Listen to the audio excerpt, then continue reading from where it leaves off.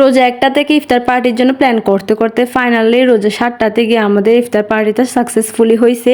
তাও হতো না, আমাদের পার্টির কথা ছিল হচ্ছে রোজা 10টার পরের দিকে, কিন্তু আমরা আমাদের ইফতার পার্টিটা রোজা 7টাতেই করে ফেলেছি। কারণ হচ্ছে আমার মনে হচ্ছিল এটা অনেক টেনশনের, পরে সবার মুড না চেঞ্জ হয়ে যায়, মানে বাদ মে দিল নেই করতা, বাদ মে লোক বদল যাতা है, ওইরকম একটা অবস্থা ছিল আর কি। আমার পারমিশন নিয়ে কোনো টেনশন ছিল না, কারণ হচ্ছে ইফতার পার্টিটা আমার বাসায় করা হয়। আর আমি ওদের বলেছিলাম যে ইফতার পার্টির মানে পারমিশন নেওয়ার সময় তারা যেন পার্টি না বলে, তারা যেন মাহফিল বলে, যাতে এটা শুনতে আরো ভালো লাগে আর কি। একজন এক পায়ে রেডি হয়ে যায় ইফতার পার্টি করার জন্য, আরেকজন একদম সাথে সাথে না করে দেয় যে এটা 7 কপালের ভাগ্য। আরেকজন বলে পারমিশন নিতে হবে বাসা থেকে, আরেকজন বলে ওরা আসলে আসবো, না হলে আসবো না, আরেকজন শিরুলি বলে না, আরেকজন মুড চেঞ্জ করতে থাকে, মানে এরকমই চলতেছিল আর কি। তাই আমার ভয় হচ্ছিল যে মানে আমরা আসলে এটা সাকসেসফুলি করতে পারবো কিনা। তাও বাসায় হচ্ছে হাতে পায়ে ধরে সবাই রাজি করাই ফেলে। পারমিশন নিতে একটু হলেও ইজি হয়েছে, কারণ হচ্ছে আমাদের বাসা অনেকটাই কাছাকাছি, তাই একমাত্র হচ্ছে সোহানার বাসায় সবচেয়ে বেশি দূরে, তো ওর জন্য একটু প্যারা খাইতে হয়েছে, আন্টিকে কল করে পারমিশন নিতে হয়েছে। আর এই দায়িত্বটা হচ্ছে আমি এমন একজনকে দিই যে এত সুন্দরভাবে মানুষের সাথে কথা বলে, এত সুন্দরভাবে হচ্ছে মানুষকে রাজি করায় যে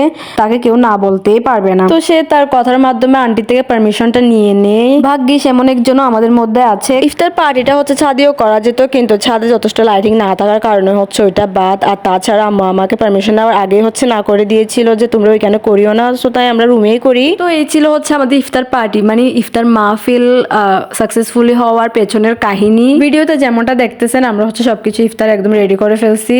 আমরা হচ্ছে এর আগে ছাদে গিয়েছিলাম ছবি তুলতে, এর মধ্যে হচ্ছে আজান দিয়ে দিয়েছিল, তো আমরা তাড়াতাড়ি করে নেমে সবাই খেজুর খেয়ে নিয়েছিলাম। এরপর হচ্ছে এগুলো করা হয়েছিল। এখানে একটা হচ্ছে কেকও নেওয়া হয় কিউট পিচ্চি থেকে, মানে আমাদের মাথায় ছিল হচ্ছে কেক একটা থাকতেই হবে, ওইটা যত বড় হোক বা যত ছোটই হোক, মানে থাকতে হবেই হবে, এটা ছোট হোক বা বড় হোক ম্যাটার করে না ওইরকম আর কি। আমার দেওয়া ইফতার আইটেমের মধ্যে হচ্ছে মেইন আইটেম ছিল মুরগ পোলাও, যেটা আমি ডালা স্টাইলে সাজিয়েছিলাম, আর সবাই হচ্ছে একটা একটা বানিয়ে এনেছিল, আর সবকিছু অনেক বেশি টেস্টি ছিল আর কি। আমরা যদিও মুরগ পোলাও খাওয়ার পর এত কিছু খেতে পারি নাই, সবকিছু তুলে রাখা হয়েছিল, কিন্তু এরপরেও সবকিছু একটু একটু হলে টেস্ট করে দেখেছি, সবকিছু অনেক বেশি টেস্টি ছিল। আর আমি হচ্ছে দুষ্টামি করে ওরা ছুরি আনতে বলেছিল, তো আমি এত বড় ছুরি একটা নিয়ে আমরা ওই দিন সবকিছুতে এত বেশি হাসতেছিলাম, মানে অনেকদিন পর আমাদের দেখা হয়েছে, পেটের মধ্যে অনেকগুলা কথা জমেছিল, তো সবকিছু মানে বলতে বলতে মানে আমাদের বাসায় একদম হাও মাও একটা অবস্থা আর কি।